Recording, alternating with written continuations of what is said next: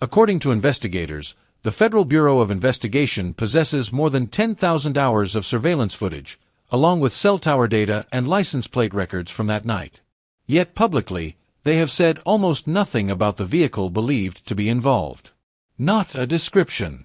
Not a model. Not even a partial plate. That level of silence raises a chilling question. What exactly do they already know? Here is the timeline that makes investigators pause. At 2:28 a.m., Nancy's pacemaker abruptly disconnected. Just 8 minutes later, at 2:36 a.m., a vehicle appeared on a neighborhood Ring camera roughly 2.5 miles from her home. The distance between those 2 points? About 6 minutes of driving in the middle of the night. Local sheriff officials later acknowledged the timing aligns. Federal investigators quietly confirmed it as well. And then, nothing. No further comment. No updates. But that silence may not mean uncertainty. Former federal investigators often point out a simple rule. The FBI rarely goes quiet about evidence it lacks. It goes quiet about evidence it is protecting. Somewhere within those 10,000 hours of video, analysts reportedly tracked that same vehicle across multiple cameras. Combined with license plate recognition systems and cell tower pings from nearby devices, authorities can reconstruct exactly which cars and phones traveled through that corridor in the early morning darkness. At the center of that movement corridor, investigators are closely examining 2 men. One of them was the person who dropped Nancy Guthrie at her front door roughly 4 hours before she disappeared, yet in the 38 days since that night, he has not made a single public statement. The second man has drawn attention for another reason.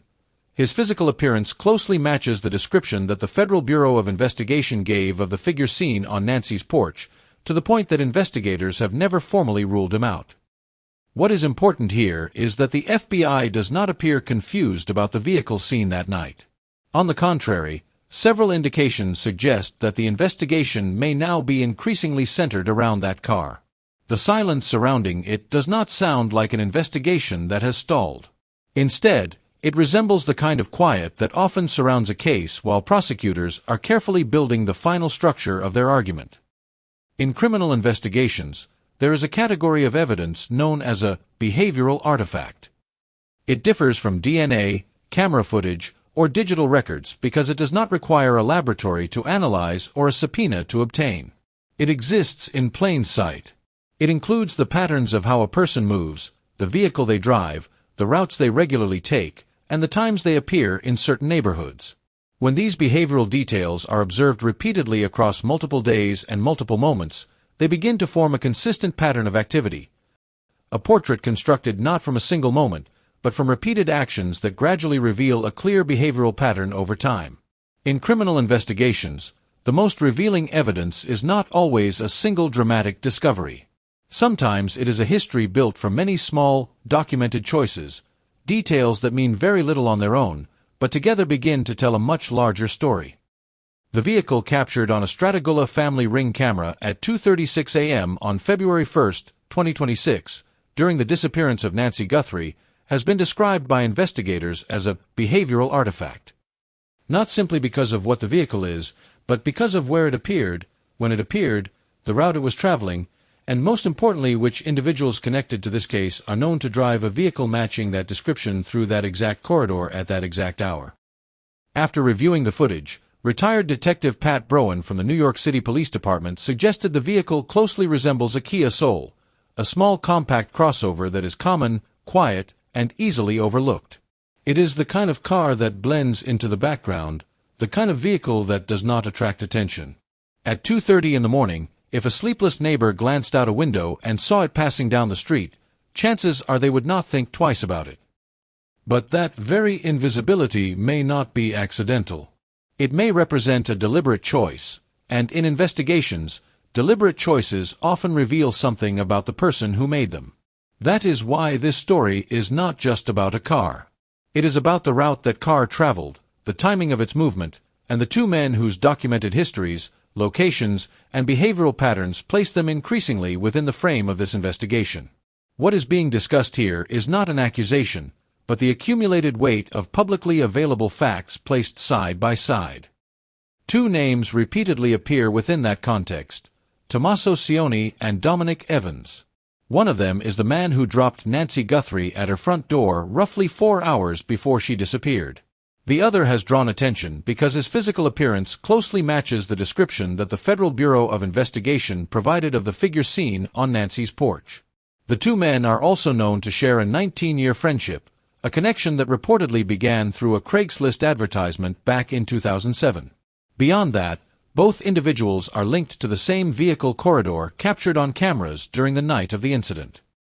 During the most critical period of the investigation, both men have remained publicly silent, a type of silence that behavioral analysts say is not always consistent with how uninvolved individuals typically respond, yet is often consistent with following legal advice. In that sense, the story begins with a car, but the surrounding details gradually lead toward two specific names. But investigators always begin with the timeline and the numbers, because those details are the hardest to challenge. At 2:28 a.m. on February 1, 2026, the application connected to Nancy Guthrie's pacemaker suddenly lost its connection with her phone. In the digital record, that moment is considered a forensic marker indicating when Nancy was separated from her device. That type of disconnection can occur if the phone moves beyond Bluetooth range, if the device is manually disabled, or if Nancy herself was physically moved beyond the signal range of her home network. From that 2:28 a.m. timestamp, investigators began piecing together the sequence of events from that night.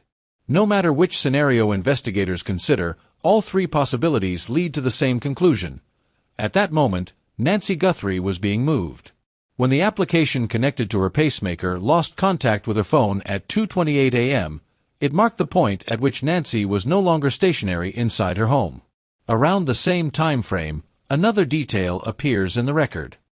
At 2:36 a.m., a vehicle was captured on the Stratagulla family's Ring camera along Camino Royale, a road located about 2.5 miles from Nancy's residence in the Catalina foothills. To understand the timing, a correspondent from NBC News, Liz Kreutz, drove the route herself between the two locations. She deliberately chose a path that avoided major intersections and instead followed the smaller backroad corridor, the kind of route a driver might instinctively select around 2:30 in the morning when the goal is to move quickly without drawing attention. The trip took approximately 6 minutes. Placed on a timeline, the numbers become striking. 2:28 a.m. marks the moment Nancy's device disconnected. Add 6 minutes of travel, and the estimated arrival time would be 2:34 a.m. The car appears on camera at 2:36 a.m., leaving a difference of about 2 minutes. But investigators do not necessarily view that gap as a contradiction. From a behavioral perspective, 2 minutes can represent the brief pause at the end of a residential street, a driver checking mirrors, removing a mask, scanning the road ahead, and making sure the way is clear before pulling onto a back road at a speed that would not attract attention. In behavioral analysis, that short pause can signal the transition from operational movement to exit movement, a small window of time that sometimes reveals more than the movement itself. The sheriff's office in Pima County has publicly confirmed that the timing of the vehicle aligns with the official investigative timeline in the disappearance of Nancy Guthrie. That statement is not speculation or outside interpretation. It represents the formal position of the agency leading the investigation. When analysts began examining the footage more closely, another important detail emerged. Retired Detective Pat Broen from the New York City Police Department reviewed the video and assessed that the vehicle most closely resembles a Kia Soul, a compact crossover. It is not a cargo van, not a large SUV with visible storage space, and not a truck. Instead, it is a standard passenger vehicle with a rear compartment that can be expanded by folding down the back seats, a configuration that could still accommodate transporting a person with limited mobility if that person were not positioned upright. At the same time, former Federal Bureau of Investigation agent and forensic analyst Tracy Walder reviewed the items reportedly found in the suspect's backpack. According to her assessment, the contents, zip ties, tape, and materials used for physical restraint are consistent with what investigators sometimes describe as a transport kit. These are not tools typically associated with robbery or burglary. Instead, they are items often used to control and contain a person during movement. When these elements are considered together, a Kia Soul with the rear seat folded down, a transport kit inside the backpack, and a figure whose estimated height measured by the FBI falls between about 5 feet 9 inches and 5 feet 10 inches, the scenario begins to resemble a planned operation rather than a spontaneous act. Even the route taken by the vehicle carries its own clues. Camino Royale connects directly to East River Road, a secondary east-west corridor running along the northern edge of Tucson. From that point, several directions open almost immediately. A driver can head south along Oracle Road toward the city center, or continue toward routes that connect to Interstate 19, the highway that runs toward the Mexican border, with Rio Rico roughly 60 miles away. In that way, the road network itself becomes part of the investigative picture, offering multiple exit paths that could quickly carry a vehicle away from the original scene. From the point where the vehicle appeared, several routes immediately opened. One path leads west along Campbell Avenue, cutting through residential neighborhoods toward the part of Tucson where Dominic Evans is known to live and work. Another direction heads north toward Oro Valley, the suburb where Tommaso Cioni teaches AP Biology at Basis Oro Valley and where he and Nancy Guthrie maintain their residence. A third option moves east into open desert terrain, an area of sparse housing, dry washes, and trailheads where former Nassau County Lieutenant Michael Gould has noted that a body could remain undiscovered for months within just 2 to 5 miles of Nancy Guthrie's home. Each direction represents a different theory. Each direction also connects, in some way, to a name already appearing in the investigation. And at 2:36 a.m. on February 1st, every one of those routes was available to the driver of that vehicle. The Federal Bureau of Investigation almost certainly knows which direction the car was actually traveling, yet that information has never been publicly released. That silence is unlikely to be accidental. In cases like this, when investigators remain deliberately quiet, it usually means one of two things. Either they do not want the driver to realize the footage exists, or they do not want the driver to know the direction has already been identified. Earlier that same night, Tommaso Cioni dropped Nancy Guthrie at her home at 9:48 p.m. on January 31, 2026. The garage door opened 2 minutes later, at 9:50 p.m., and he remained there until she was safely inside before driving away. That moment makes him the last confirmed person known to have seen Nancy alive. Hours later, at 1:47 a.m., investigators believe the doorbell camera at the house was interfered with. The time between those events, 3 hours and 57 minutes, forms a critical gap between Cioni's departure and the moment an unidentified figure approached the front door in the darkness. From the very beginning, that nearly 4-hour window has been the central period investigators have focused on while reconstructing the night Nancy disappeared. The sheriff of Pima County, Chris Nanos, publicly stated that members of the Nancy Guthrie family and their spouses, including Tommaso Cioni, had been cleared. That statement exists on record. But in investigative language, being cleared in a press briefing and being fully eliminated in a federal investigation are not the same thing. Cleared simply means the evidence available at that moment does not support criminal charges. It does not mean the investigative window has closed, and it does not prevent new forensic evidence from changing the entire picture. What is also documented is that the Federal Bureau of Investigation returned to search the home of Nancy Guthrie and Tommaso Cioni 5 separate times. 5 separate visits. In an active federal investigation, agents do not return to the same residence repeatedly without a specific evidentiary purpose. Each visit represents a targeted objective tied to the case. A pattern like that, 5 searches of the same property, signals a level of ongoing investigative interest that has never been publicly explained. The most precise detail comes from the forensic reconstruction conducted at Nancy's front entrance. FBI technicians erected a white evidence tent over the doorway and recreated the lighting conditions from the night of February 1st. Agents wore replica clothing and conducted measurements under infrared imaging. The result was clear. The figure seen on the porch stands between 5 feet 9 inches and 5 feet 10 inches. Independent journalists who later analyzed photos of Tommaso Cioni standing beside individuals of known height estimated that he stands close to 6 feet tall, with some calculations placing him around 183 centimeters.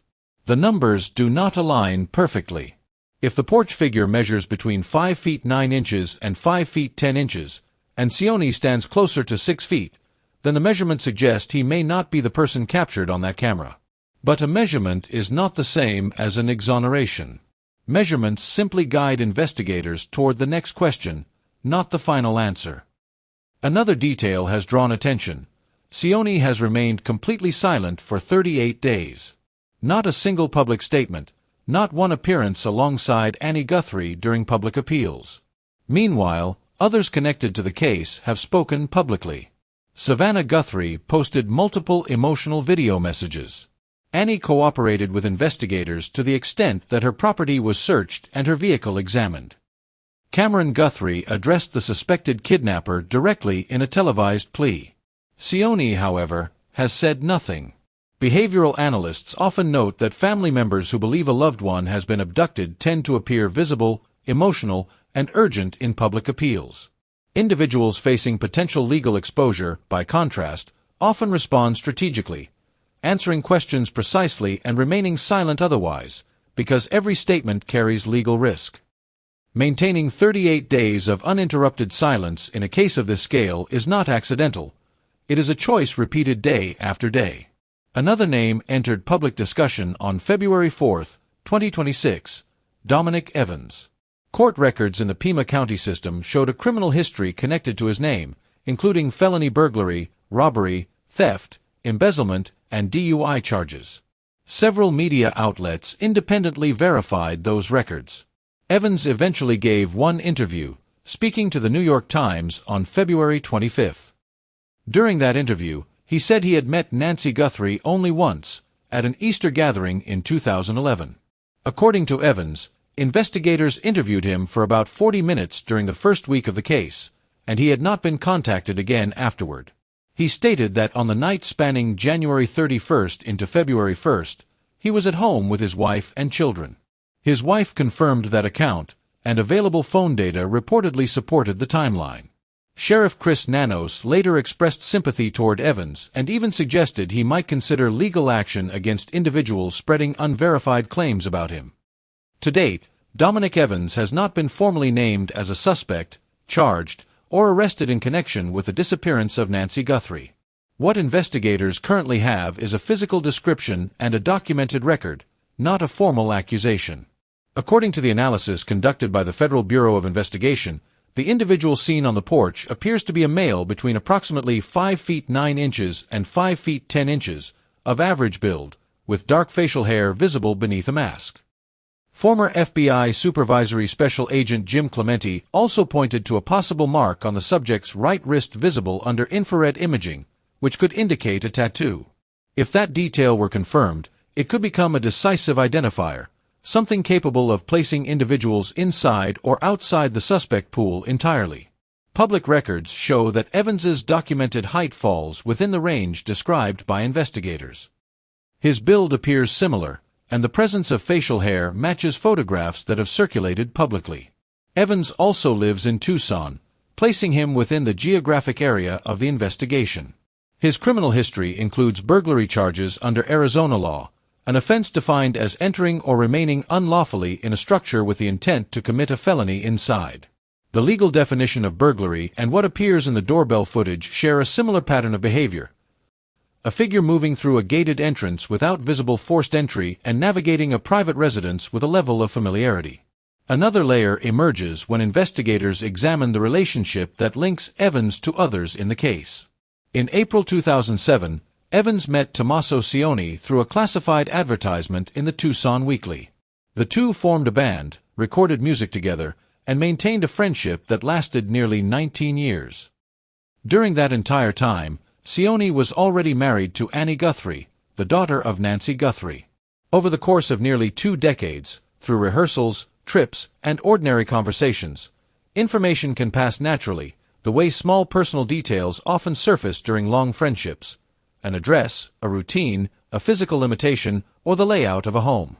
Evans himself acknowledged that he met Nancy only once, during an Easter gathering in 2011. But investigators are not focused solely on how often he met her. The question they consider is how much he might have known about her life and circumstances. That question also returns attention to the vehicle seen on camera.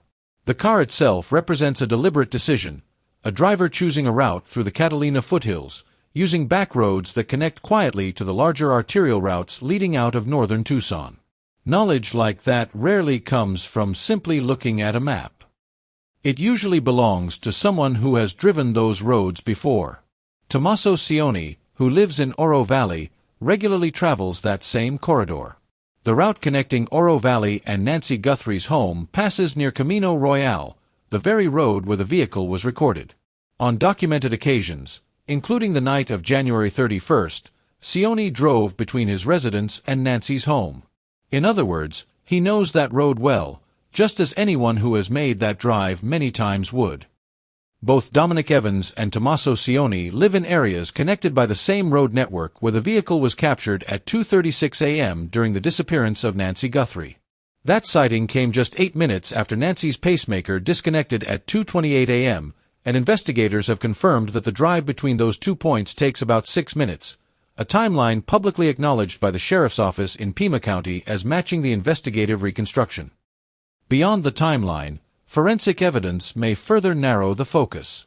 Investigators recovered a glove roughly 2 miles from Nancy's residence, and DNA extracted from that item was submitted to the National CODIS database, though no direct match has yet been returned.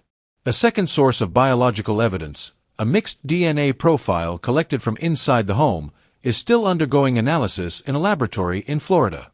Early reports indicate that 2 contributors may be present in that mixture, suggesting that more than one individual could have been involved at the scene. At the same time, investigators are turning to forensic genetic genealogy, a method that builds family trees from DNA profiles by comparing them with publicly available genealogy databases. Even a distant relative appearing in one of those databases can sometimes allow analysts to trace a genetic line back toward a specific individual.